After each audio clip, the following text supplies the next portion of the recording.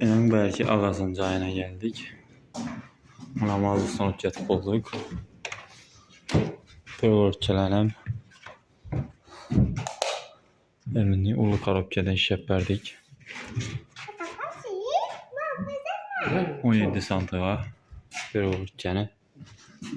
Arkasından değil. Navar işlemin. Karabka'nı ulu etti.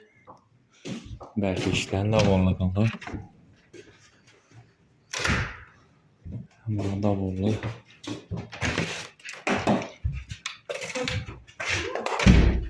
Ya, davarlı.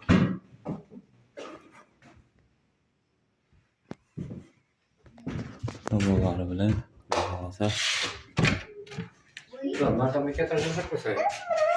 Yok, sizin fikirlerinizi bilecek ben. İşte yaktım onu bulamam. Sipetleri nesik. Sipeti bu olan. Acayip yani toyla olacağı içinde. İlayım.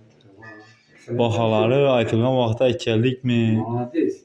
Vakti sepinde geldiğinde yine onatıp dediğinde ülkede. Rahmet silerim. Saparoya yengem rahmet. Saparvaya yemem iş gerek yok şeydi buna may. Tacayı salıp dokşuydu Saparvaya yemem. Sonra tuttuk. Toy böyle. Ondan asla da sünnetini toy nasıl istemeyiz. He ilayim. Yaşı yapın. İlahi. Bana da gezilen dostum buna. Bunlar belki işik. Kararlarım.